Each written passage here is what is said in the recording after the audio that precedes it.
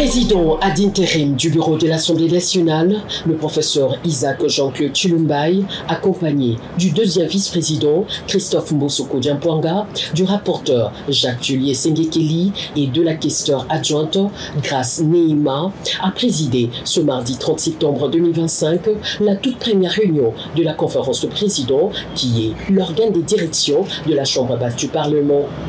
4 points ont été inscrits à l'ordre du jour de cette réunion, à savoir la communication du président de l'Assemblée nationale, l'adoption de l'avant-projet du calendrier des travaux de la session ordinaire de septembre, l'organisation de la première plénière consacrée à la prorogation de l'état de siège et divers. Occasion pour le professeur Jacques-Juliet Sengekeli, rapporteur de l'Assemblée nationale, de circonscrire cette réunion.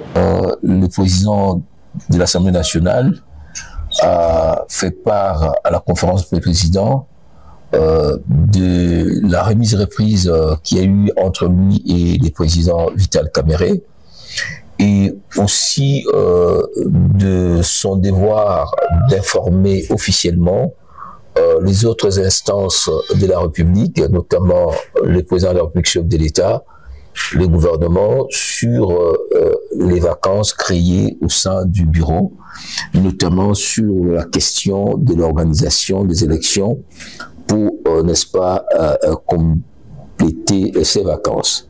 À cet effet, l'avant-projet de calendrier provisoire sera soumis à l'autorité centrale du pays pour que, dans un schéma bien sûr de séparation des pouvoirs, ils puissent avoir l'idée de ce que la deuxième institution dans cette architecture est en train de se reconstituer.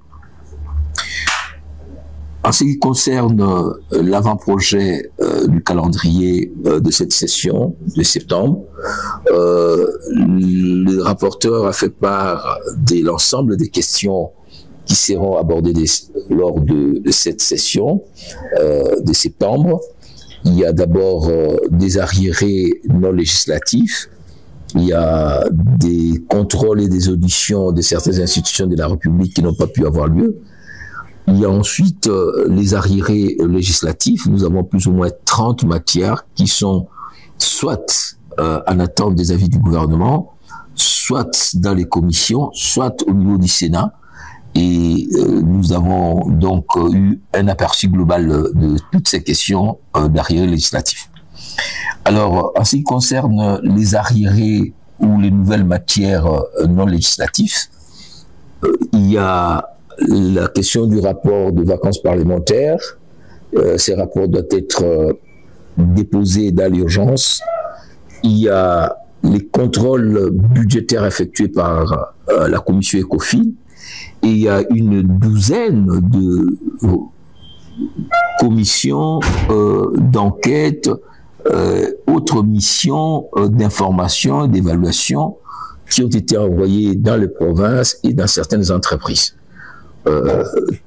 Tous les députés qui ont effectué ces missions d'enquête, au sein de l'OVD, de la RVA, au sein des entreprises de joint venture, dans les secteurs miniers, les rapports doivent être déposés pour que la plénière puisse en prendre connaissance et donner des orientations.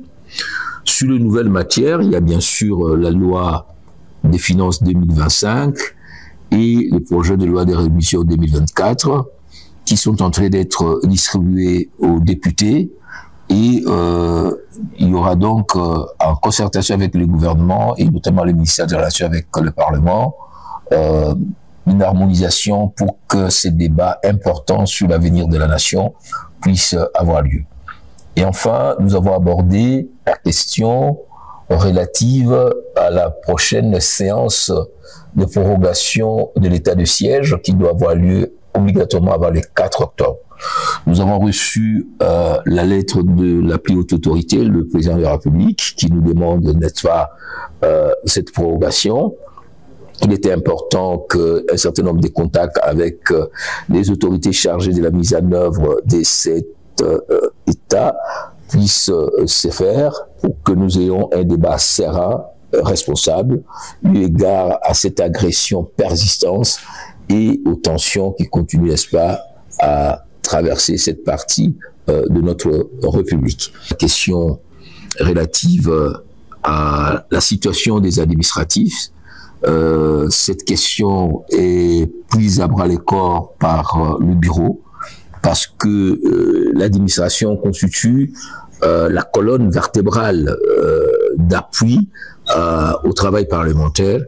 Il est donc important que la situation de ces personnels soit suivie et des réponses idoines soient trouvées à leurs préoccupations. Commencé à 10 h, cette première réunion de la conférence de présidents a pris fin à 14 h.